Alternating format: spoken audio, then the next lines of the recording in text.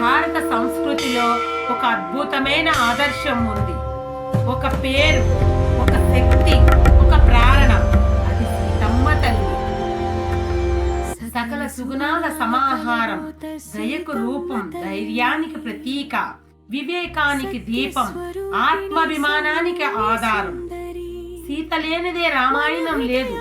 సీత గుణాలు లేనిదే మన జీవితం సంపూర్ణం కాదు. ధర్మం అంటే ఏమిటో అడిగితే సీతమ్మ జీవితం చూపిస్తుంది. భర్త అడుగుజాడల్లో నడవటం కాదు, అతని కష్టాల్లో భాగస్వామ్యం కావటం, అతని బాధ్యతలను తనవిగా భావించడం. అదే సీతమ్మ ధర్మం. అరణ్యవాసం కష్టం, కానీ అది ఆమెకు బాధ కాదు.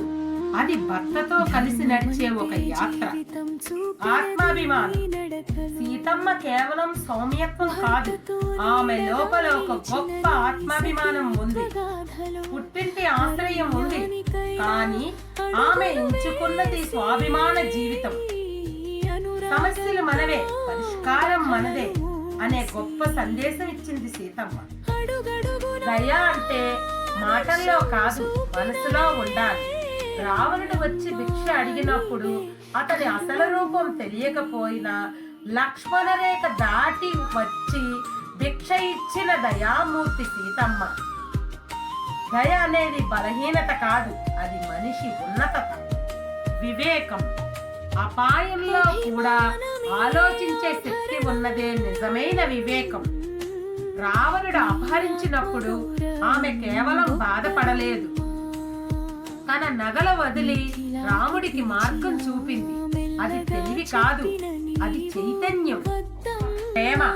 ప్రేమ అంటే మాటల్లో చెప్పేది కాదు, అది మనసులో నిలిచేది.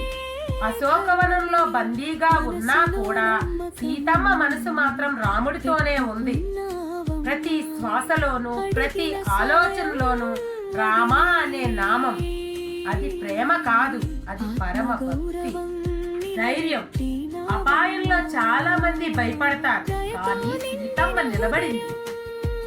రావణుడు ముందు వంగలేదు, అతన్ని గట్టి పడకతో పోల్చింది. ఇది కేవలం ధైర్యం కాదు, ఇది ధర్మానికి నిలువెత్తు నిదర్శనం. క్షమ. మనకు నష్టం చేసిన వారినైనా క్షమించగలడం చాలా గొప్ప గుణం. తనని హింసించిన రాక్షసులకైనా శిక్ష వద్దని చెప్పింది సీతమ్మ. ఎందుకంటే వారు తమ బాధ్యతను మాత్రమే నిర్వర్తించారు. అది క్షమ కాదు, అది మహోన్నత హృదయం. ఆదర్శం. తల్లి అంటే కేవలం ప్రేమ కాదు, ఆమె ఒక గురువు.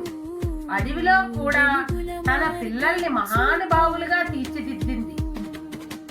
సీతమ్మ కేవలం భార్య కాదు, ఒక ఆదర్శమూర్తి.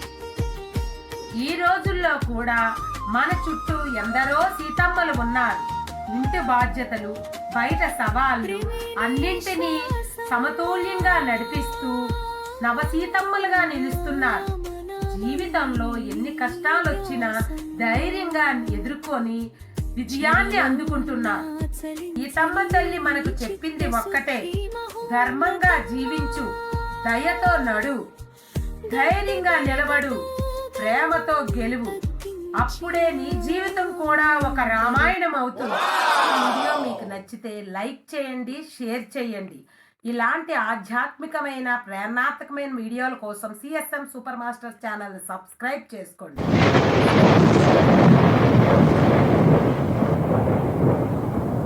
అందరికీ నమస్కారం. ఈ వీడియో నాకు చాలా నచ్చింది. మీకు కూడా నచ్చితే లైక్ చేసి సబ్స్క్రైబ్ చేయండి.